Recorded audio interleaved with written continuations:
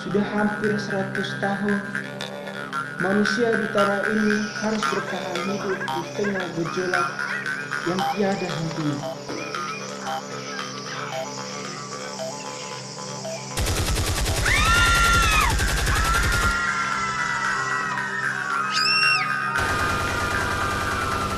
Hari-hari hidup mereka selalu diliputi rasa amarah, kecewa, luka batin, pertempuran darah, dan bahkan kematian yang terus diratapi dari satu musim ke musim yang lain.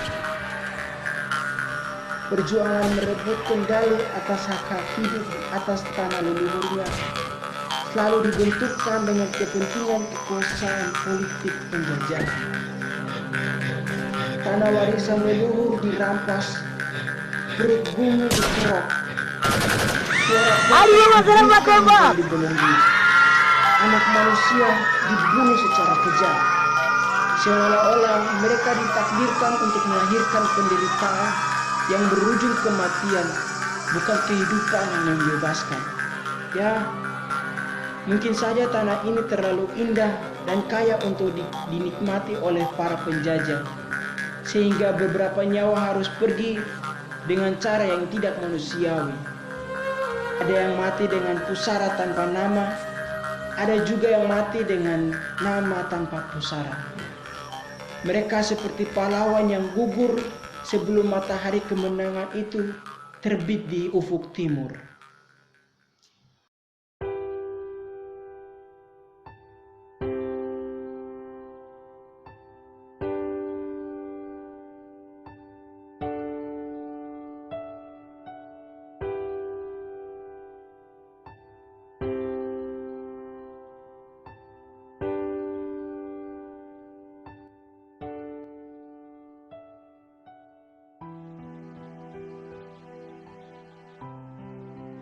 Para penjajah di tanah ini memang biadab. Mereka mengaku dirinya sebagai bangsa yang maju dan beradab, tapi tidak punya nurani. Pikiran dan hati mereka dirasuki oleh kuasa kegelapan. Semua jenis kehidupan di atas tanah ini tidak lagi dihargai. Hasil alam kita dirampas begitu saja. Anak-anak yang kita lahirkan ditangkap untuk menjadi budak penjajah. Setelah itu mereka disiksa lalu dibunuh seperti binatang. Sungguh tragis. Rahim tanpa dosa yang memberinya hidup pasti akan mengokoknya dengan keras. Andai saja sepertinya situasi ini, Tuhan memberikan kita pilihan untuk mencari tempat berteduh. Aku lebih memiliki kembali ke rahim. Ya, saat begini kita hanya bisa berpihak tentang penilaian yang kita inginkan. Meskipun tak pernah menjadi kenyataan, faktanya yang kita harus jalani adalah kita tak punya kuasa untuk melawan mereka dengan tangan kosong dan menerima. Mereka bukan hanya pintar dan licik, tapi mereka dilengkapi dengan senjata, dan mereka akan menembak siapa saja yang akan melawan mereka. Siapa bilang kita tidak akan bisa pernah melawan mereka? Jika ingin bebas dari belenggu penjajahan saat ini, kita harus membangun kepercayaan diri bahwa kita punya kemampuan dan kekuatan untuk merebut kemerdekaan. Dan sampai kapan kita harus hidup menderita seperti ini terus? Kita harus menunjukkan bahwa kita adalah orang-orang yang kuat untuk melahirkan kehidupan yang membebaskan. Sebab habis gelap akan terbitnya terang.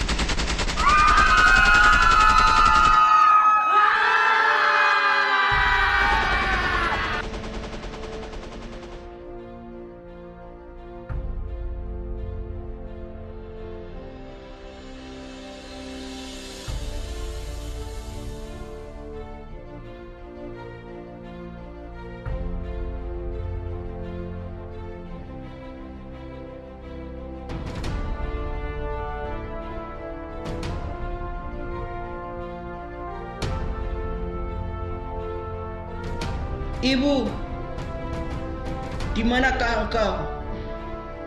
Aku mencari rahimmu. Aku tersesat di ruang gelap.